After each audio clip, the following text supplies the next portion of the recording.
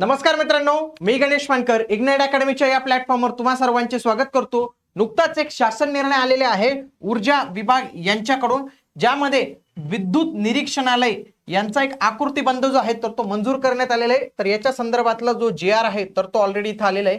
आजच्या या व्हिडिओमध्ये आपण पाहणार आहोत की किती जागा याच्या भरल्या जातील, सोबतच कोणती पदं भरली जाऊ शकतात, किती पदांचा आकृतीबंध मंजूर झालेला आहे। लक्षात ठेवा, कुठलीही भरती प्रक्रिया होण्यासाठी आकृतीबंध हा फार महत्त्वाचा असतो। याचा आकृतीबंध हा मंजूर झालेला आहे, म्हणजे याच्या माध्यमातून जे काही पद आता भविष्यात येतील तर त्यांच्यासाठी एक मार्ग जो आहे तर तो खुला झालेला आहे।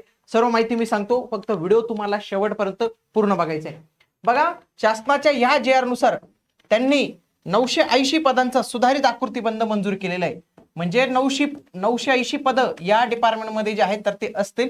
ओके, याच्यामध्ये आता जर या 980 पद पाहिली तर या 980 पदापैकी 847 पद ही रेग्युलर म्हणजे सरकारी स्वरूपाची असतील, 133 पद हे आउटसोर्सेस म्हणजे कंत्राटी स्वरूपाचे असतील, आणि एक पद उच्च न्यायालयाच्या आदेशानुसार एक तात्पुरतं म्हणजे टेम्पररी स्वरूपात त्यांनी तयार केलेले आहे।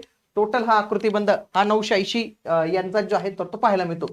याच्यामध्ये आणखी याच्यात काय बदल करण्यात आलेला आहे, अमरावती आणि नाशिक येथे नवीन महसूल विभागात 2 नवीन प्रादेशिक मंडळ तयार करण्याचा इथं निर्णय जो आहे तर तो झालेला आहे। सोबतच पुण्याचं 2 याच्यात विभागणी करून टाकलेले, पुणे उत्तर आणि पुणे दक्षिण, रायगडमध्ये पण रायगड शहर आणि रायगड ग्रामीण अशा 2 ठिकाणी हे जे आहेत तर ते नवीन तयार केलेले ऑफिस आहे।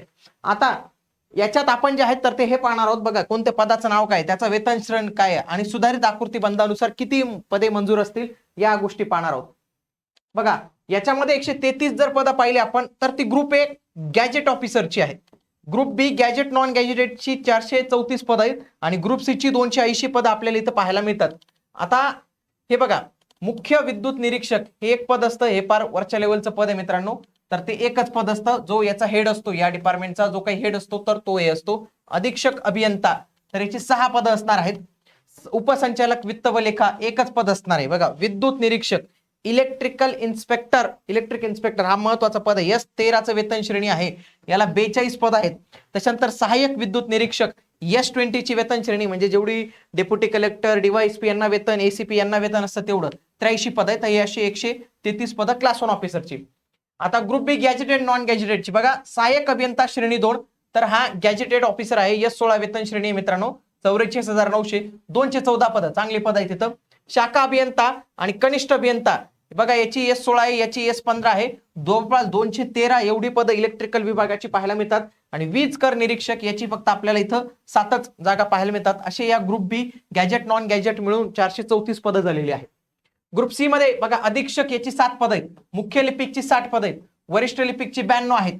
त्याच्यानंतर कनिष्ठ लेखा परीक्षक हे मूर्त संवर्ग म्हणून घोषित केलेले आहे, म्हणून याचं एकच पद तिथं दिलेलं आहे।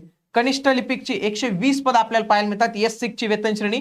आता ही जी काही कनिष्ठ लिपिकाची पद आहेत तर ती एमपीएससीच्या ग्रुप सी माध्यमातून जे आहे भरली जातात। या ग्रुप सी ची जवळपास 280 पद आहेत आणि टोटल हे 847 पद ही त्यांची क्षेत्रीय जी कार्यालय आहेत म्हणजे वेगवेगळ्या ठिकाणी म्हणजे नाशिक, अमरावती, पुणे, रायगड या ठिकाणी त्यांची जी कार्यालय आहेत तर त्यांचे हा आकृतीबंध होता।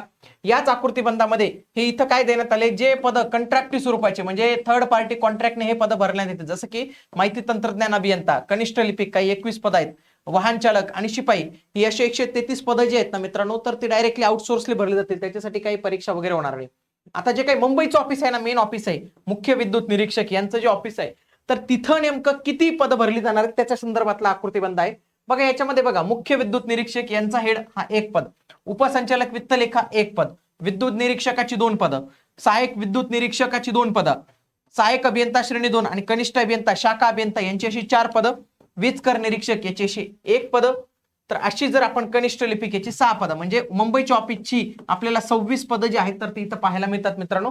आणि हे मुंबईच्या ऑफिसचे जे कॉन्ट्रॅक्ट स्वरूपाची पद आहेत तरी संपूर्ण पाहायला मिळतात। बघा, आगामी काळात इलेक्ट्रिकलच्या उमेदवारांसाठी क्लास 1, क्लास 2 आणि जे काही क्लर्कचे पद असतील तर ती देखील आगामी काळात एमपीएससी माध्यमातून जे आहेत तर ते भरण्यात येतील, म्हणून तुम्ही तुमचा अभ्यास जो आहे तर तो व्यवस्थित पद्धतीने करून ठेवा। भेटूया पुढील व्हिडिओमध्ये, तोपर्यंत जय हिंद, जय महाराष्ट्र, धन्यवाद।